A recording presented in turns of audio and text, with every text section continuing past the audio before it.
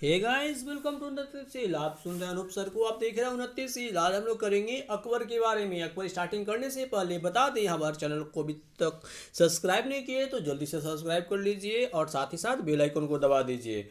और पीडीएफ के लिए हमारे टेलीग्राम चैनल पर जुड़ सकते हैं। वहाँ पे आपको पीडीएफ के साथ साथ हर रोज़ क्यूज़ में आप पार्टिसिपेट कर कर अपने नॉलेज को और इम्प्रूव कर सकते हैं। स्टार्टिंग करते हैं। अकबर अकबर का जन्म 15 अक्टूबर 1542 ईस्वी को अमरकोट के राजा बिरसाल के महल में हमीदा बानो बेगम के गर्भ से हुआ था। इनके बचपन का नाम बदरुद्दीन था। इनका मूल नाम जलाउद्दीन मोहम्मद अकबर था। इनके पिता का नाम हुमायूं और माता का नाम हमीदा बानो बेगम था। अकबर मात्र 13 वर्ष 4 महीने की अवस्था में मुगल वंश का शासक बना। हुमायूं की मृत्यु के बाद हुमायूं की मृत्यु हुई 1556 ईस्वी में। इनका राज्याभिषेक 14 फरवरी 1556 ईस्वी को गुरदासपुर, ये गुरदासपुर पंजाब में पड़ता है, गुरदासपुर के निकट कालानौर में बैरम की सहायता से हुई। बैरम खां अकबर का संरक्षक था जो 1556 से 1560 ईस्वी तक रहा। बैरम खां जब मक्का की यात्रा पर निकला 1560 में, तो गुजरात के पाटन नामक स्थान पर मुबारक खां नामक व्यक्ति ने उनकी हत्या कर दी। बैरम खां की मृत्यु के पश्चात इनके शासन करने में उनकी मां की भागीदारी रही थी। 1560 से 1564 तक के शासन को पेटीकोट सरकार या पेटीकोट शासन कहा जाता था।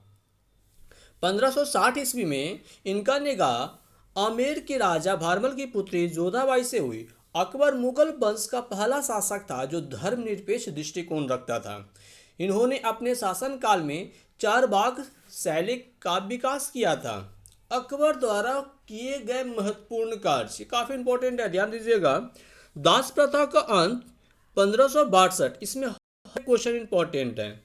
दास प्रथा का अंत 1562, हरम दल से मुक्ति 1562, तीर्थ यात्रा कर में समाप्ति 1563, जजिया की समाप्ति 1564, फतेहपुर सिकरी की स्थापना किया 1571 में, इबादत खाने की स्थापना 1575 में, इबादत खाने में सभी धर्मों की प्रवेश की अनुमति 1578, मजहर की घोषणा 79, दहसाला बंदोबस्त की स्थापना 80, दीन इलाही धर्म की स्थापना 83, इलाही संबत की शुरुआत 83, राजधानी लाहौर स्थापित किया 85 में।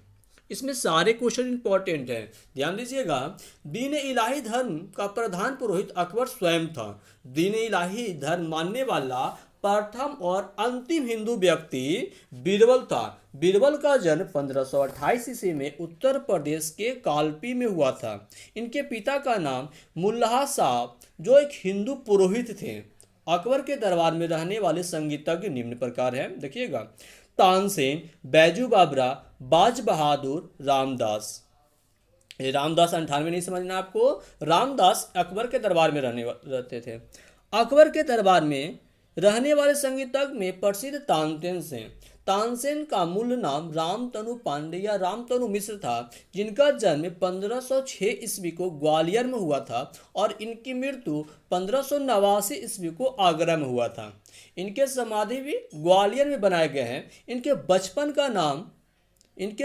का नाम या कह सकते हैं इनका मूल नाम था रामतनु पांडे, कहीं कहीं आपको रामतनु मिश्र में मिलेगा। इनके पिता का नाम मुकुंद पांडे था। अकबर के दरबार में अनुभव प्राप्त मंत्री रहते थे, जिन्हें अकबर के दरबार में नवरत्न कहा जाता था। अकबर के दरबार में रहने वाले नवरत्न इस प्रकार हैं, देखिएगा। बीरबल, टोडरमल, भगवान दास, तानसेन, मानसिंह, मुल्ला दो प्याजा, हकीम हुकाम, अब्दुल रहीम खान खाना, अबू फजल। आपको याद कैसे करने हैं? बट भट मामू अहू अ, क्या बोले, स्ट्रिक है ये। बट भट मामू अहुआ। ब से आपको याद रखने हैं बीरबल, ट से टोडरमल, भ से भगवान दास, त से तानसेन, मा से मानसिंह और मु से मुल्ला दो प्याजा, ह से हकीम हुकाम से याद रखना हाहू से हकीम हुकाम, अ से एक अ से याद रखना अब्दुल रहीम खान खाना और एक अ से याद रखना अबू फजल। मान सिंह अकबर का सेनापति था, लेकिन हकीम हुकम अकबर के दरबार में रहने वाला रसोइया था।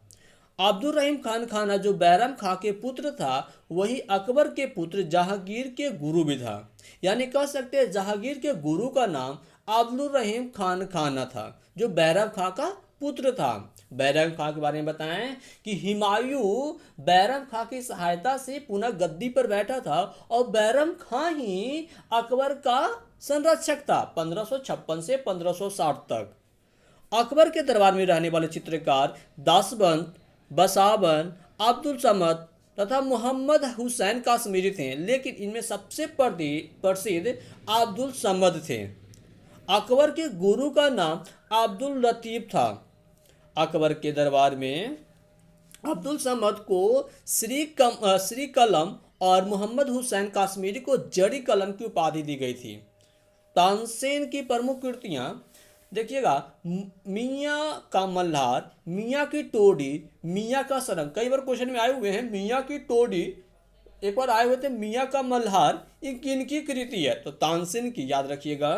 अकबर के जैन गुरु का नाम हरि विजय दूरी था, जिन्हें अकबर ने जगत गुरु की उपाधि दी थी। अकबर ने अपने भगवान दास को अमीर उल उमरा की उपाधि दी थी। अकबर ने 1571 ईस्वी में गुजरात पर आक्रमण किया था और इसी दरमियान उन्होंने पहली बार समुद्र को देखा था, और ये पहली बार समुद्र को देखा और साथ ही साथ पुर्तगालियों से मिला था। जब अकबर 1571 ईस्वी में गुजरात पर आक्रमण किया था तब वहां के शासक मुजाफर खां तृतीय थे और उन्हें पराजित किया। गुजरात विजय के उपलक्ष्य में अकबर ने फतेहपुर सीकरी में बुलंद दरवाजा का निर्माण किया। 15 जून 1576 ईस्वी को अकबर तथा महाराणा प्रताप के बीच, अब महाराणा प्रताप बता दें चित्तौड़ के राजा थे, के बीच युद्ध हुआ और युद्ध में महाराणा प्रताप की हार हुई। 18 जून 1576 ईस्वी को अकबर तथा महाराणा के बीच युद्ध हुआ जिसे हल्दी घाटी का युद्ध नाम दिया गया। महाराणा प्रताप की मृत्यु 19 जनवरी 1579 यानी 79 को 57 वर्ष की अवस्था में हुई। अकबर के दरबार में दीवान कहते हैं वित्त मंत्री को के पद पर आसीन टोडरमल थे, जिन्होंने भू राजस्व वसूली करने हेतु 10 साला बंदोबस्त की शुरुआत 1580 में की। याद रखिए, काफी इंपॉर्टेंट, 10 साला बंदोबस्त कब शुरू हुई? 1580। किसके द्वारा? टोडरमल के द्वारा। अकबर के दरबार में रहने वाले अबू फजल के बड़े भाई का नाम फैजी था। फैजी को अकबर ने कवि प्रिय तथा कविराज की उपाधि दी थी। अकबर के शासनकाल में पानीपत का दूसरा युद्ध 5 नवंबर 1556 ईस्वी को अकबर और हेमू के बीच हुआ था। इस युद्ध में हेमू मारा गया था। अबू फजल अकबर के दरबार में रहने वाले दरबारी कवि थे, जिन्होंने आईने अकबरी तथा अकबरनामा पुस्तक की रचना की। अकबर ने अपने शासनकाल में 1573 ईस्वी में करोड़ी नामक अधिकारी की नियुक्ति की थी, जिसका काम था अपने क्षेत्र में प्रति वर्ष 1 करोड़ रुपए की वसूली करना। मुगल वंश का पहला शासक अकबर था, जिसने 1577 ईस्वी में अनुवाद विभाग की स्थापना की, जिसके तहत विभिन्न भाषाओं में लिखी गई पुस्तकों को फारसी भाषा में अनुवाद किया जाता था। रामायण महाभारत का अनुवाद फारसी भाषा में बदायूनी ने किया था।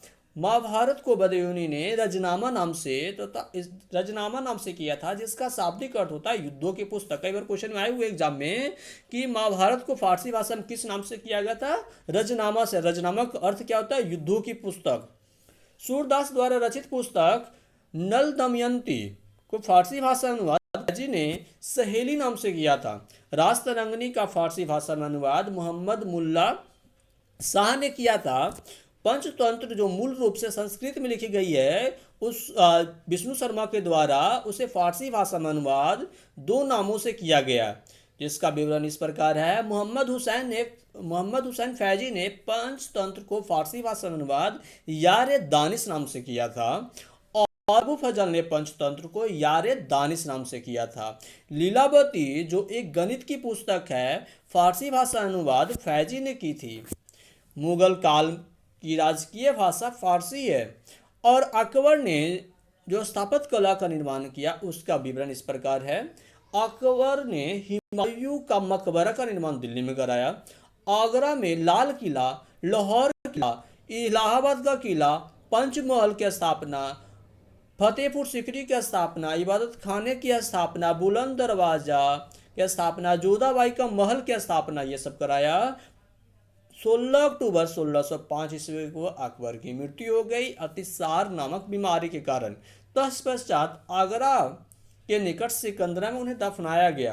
अकबर का पहला आक्रमण 1561 ईस्वी में मालवा के विरुद्ध हुआ था। उस समय वहां के शासक बाज बहादुर थे। ये क्वेश्चन आए हुए हैं, अकबर का पहला आक्रमण किसके विरुद्ध था? तो बाज बहादुर के विरुद्ध। अकबर का अंतिम आक्रमण असीरगढ़ मध्य प्रदेश के बुहान जिला में 1601 ईस्वी में हुआ था। आमेर, मालवाड़, जैसलमेर, खानदेश, बीकानेर के शासकों ने अकबर की अधीनता स्वेच्छा से स्वीकार कर ली थी। अहमदनगर की शहजादी का नाम चांद बीबी था। ये थी अकबर की सारी कहानियाँ। आप बताइएगा हमें कमेंट बॉक्स में आपको ये कैसे लगे। अगर आपको अच्छे लगे तो जल्दी से लाइक करिए और दोस्तों के साथ शेयर करिए, और साथ ही साथ हमारे टेलीग्राम पर चैनल पर जुड़ जाइए। वहाँ से आपको क्यूज पार्टिसिपेट करने से आप अपने नॉलेज को ज़्यादा इंप्रूव कर सकते हैं। धन्यवाद। आप सुनते रहे 29 को।